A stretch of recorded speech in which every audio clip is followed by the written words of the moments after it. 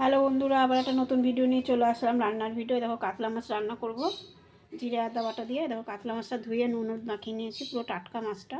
এখানে আলু নিয়েছি, এখানে আদা লঙ্কা টমেটো। দেখো কীরকম করে রান্না করি।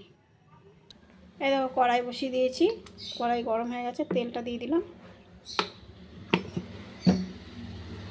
এই দেখো মশলাটা পেস্ট করে নেব। এই দেখো তেলটা গরম হয়ে গেছে,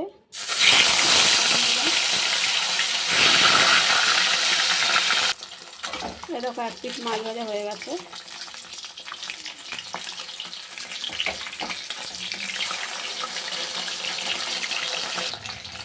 এই দেখো মাছটা ভাজা হয়ে গেছে, এবার উঠিয়ে নেব। এবার বাদ বাকি মাছগুলো দিয়ে দিলাম, এগুলো ভেজে নিই, তারপর আবার দেখাচ্ছি।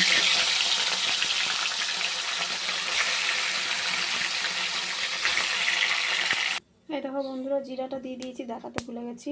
এই যে আলু দিয়ে দিলাম,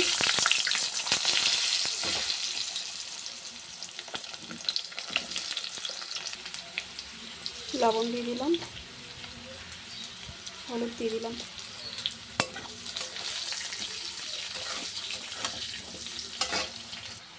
এই দেখো আলু ভাজা হয়ে গেছে, এই যে মশলাটা দিয়ে দিলাম পেস্ট করা।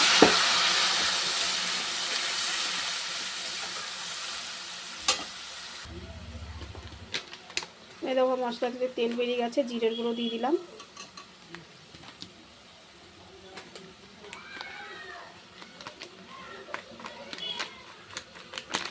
একটু কাশ্মীর লঙ্কার গুঁড়ো দিয়ে দিলাম, হলুদ দিয়ে দিলাম, লবণ দিয়ে দিলাম, মশলা ধোয়ার বাটিটার জল দিয়ে দিলাম।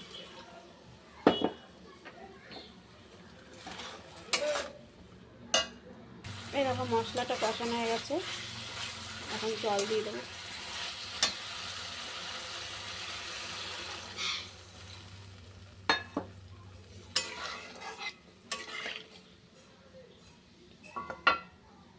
এই দেখো ঝোলটা ফুটে গেছে, মাছটা দিয়ে দিলাম, আলুটা একটু হালকা সিদ্ধ হবে, মাছটা দিয়ে দিলাম, এবার ঝোলটা পুরো আলুটা।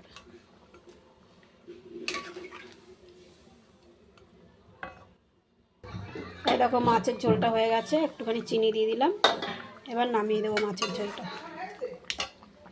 এই দেখো মাছের ঝোলটা হয়ে গেছে, এই দেখো মাছের ঝোলটা হয়ে গেছে। তোমরা এরকম করে রান্না করে খেয়ে দেখো, ভালো লাগবে। ঝোলটা খুব টেস্টি হয়েছে। যদি ভিডিও